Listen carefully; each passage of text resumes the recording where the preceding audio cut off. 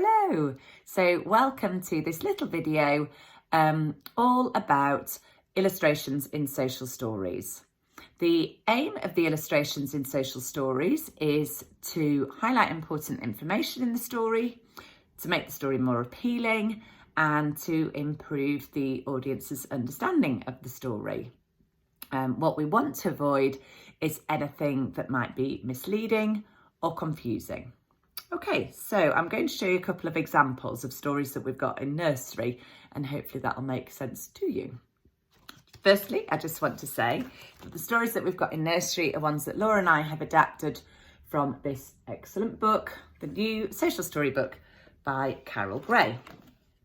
And the audience of the social stories that we've adapted and that are in nursery is quite non-specific. It's all of the children in nursery. So we've tried to keep the pictures as sort of appropriate for as many people as possible.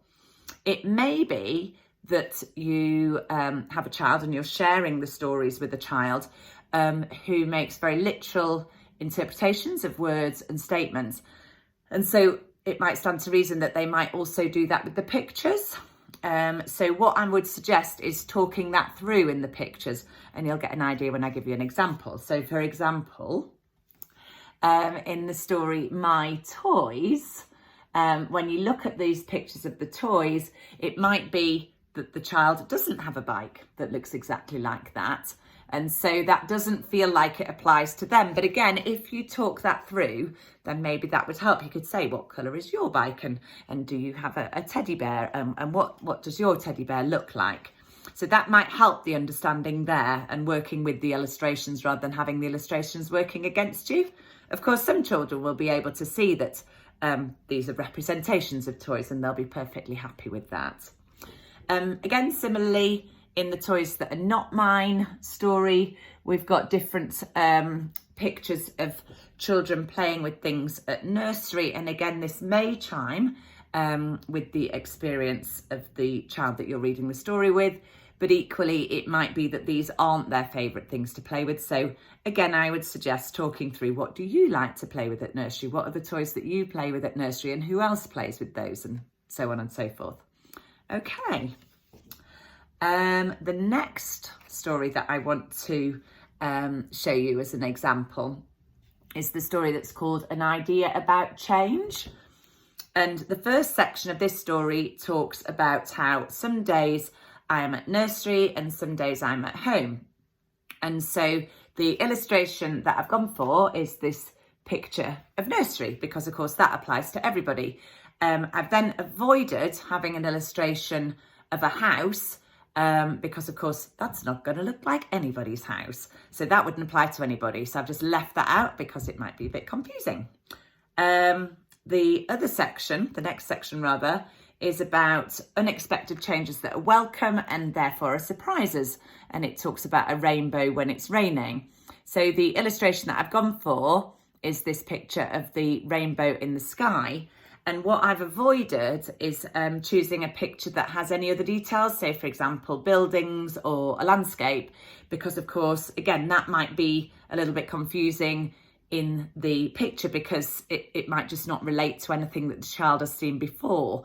Whereas, hopefully, I think just the sky and the rainbow should be close enough to an experience that they'll have had. The last section in the story is about some unexpected changes that are unwelcome and how that's kind of a not nice surprise. And it talks about when I come to nursery and the people who are normally at nursery are not there, that's a change. And this came out of recently when some of the practitioners in Sunbeams were on holiday, and I was in Sunbeams' room helping out a little bit, and one of the children said to me, go back to the office.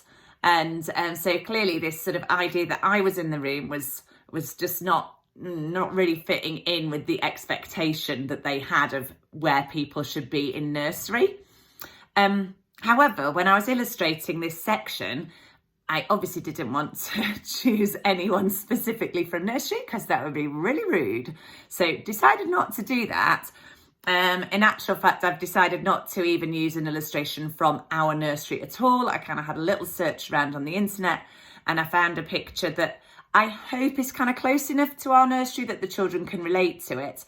And then it's just people that you wouldn't expect to find in our nursery. So I'll show you the picture and you might be able to just see we've got David Cameron and Boris Johnson in the photograph in the nursery. So I think we can agree they are definitely people that we wouldn't expect to see in nursery and probably wouldn't be that welcome either. So there you go, a little guide to illustrations in social stories. I hope that that helps you to understand the purpose of the illustrations. And I also hope that it helps you to be able to support the children when you're reading the stories and to sort of think about how the illustrations and the stories sort of work together, and also how sometimes they might not work together, and be able to sort of talk around that a little bit so that the children are supported by the story. Okay, thank you very much for watching and I will see you soon. Bye-bye.